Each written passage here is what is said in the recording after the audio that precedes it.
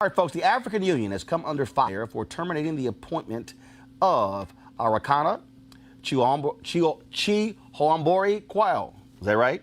That's correct. Okay, got it. It's ambassador to the United States.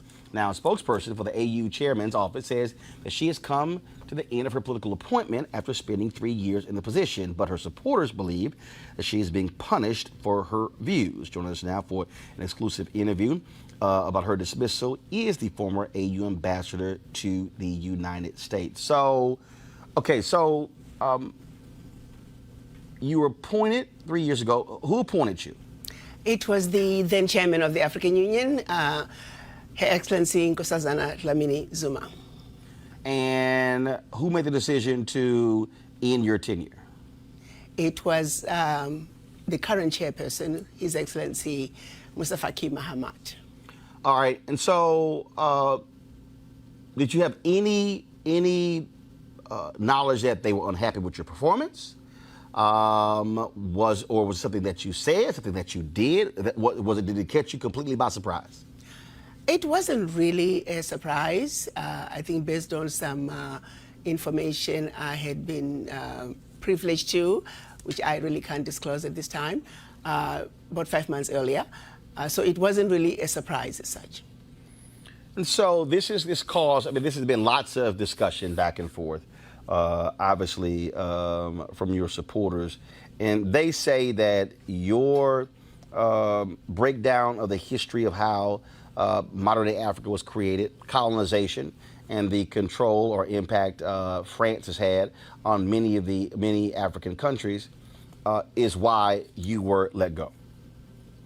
My supporters feel that way, and there's some suggestion and some evidence. Like I said, I'm not privy to that information, but I would. There is some evidence to that effect. Yes. So you believe that France is still trying to silence you? Do you believe that? Let me put it this way.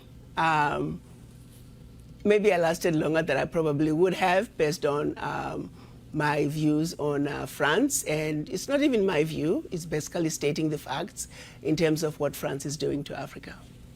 What they're currently doing? What they're currently doing and have been doing for decades since the quote-unquote independence of the former French colonies, yes. So what is happening? Because look, the reality is a lot of Americans are not necessarily hearing about what's happening in African nations. 7 of the top 10 fastest growing economies come from Africa, but you also have a significant impact of the Chinese in many African countries as well. And so do you believe that the government of France still has a lot of control over a number of African nations, of their former colonies? They have significant control over all of their former colonies, specifically 14 of them. Just to give you the highlights of what they did when they were giving the independence, so to speak, to their former colonies. They forced them to sign a document which they are calling the Pact for the Continuation of Colonization. You have to understand, on one hand, they are saying we're giving you independence, which turned out to be mostly political independence, but that you also have to sign this document, which is titled the Pact for the Continuation of Colonization. So you're going to be independent, but you have to agree to continue to be colonized. So 2 countries said absolutely not. We are not going to sign those that document. Those 2 countries? Mali and Guinea. Okay. And what the French did, they went into those 2 countries, took everything that they thought they had brought to those 2 economies, poured concrete into the sewage pipes, and completely devastating the 2 economies. This was done as a way of letting the other countries know that if you do not sign this document, this is the fate that awaits you. How has that negatively impacted those African countries? It has impacted them terribly, terribly, terribly. If you look at it, you give up the Pact for the Continuation of Colonization said those countries were expected to deposit 85% of their bank reserves back then with the French Central Bank under the control of the French Minister of Finance. And should those countries wish to request some of those monies, because remember they were only left with 15% of their reserves. then they would have to submit a financial statement for the country, and if approved, they could only access up to 20% of whatever they had deposited the year before as a loan at commercial interest rates.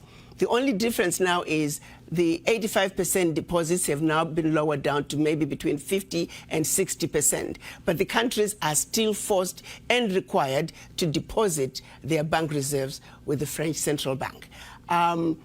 So picture this situation. You are depositing all your monies with France. Should you need some of your money, you get it as a loan at commercial interest rates. So immediately, you have a credit with France, but you begin to owe France. This has been going on and continues to this day.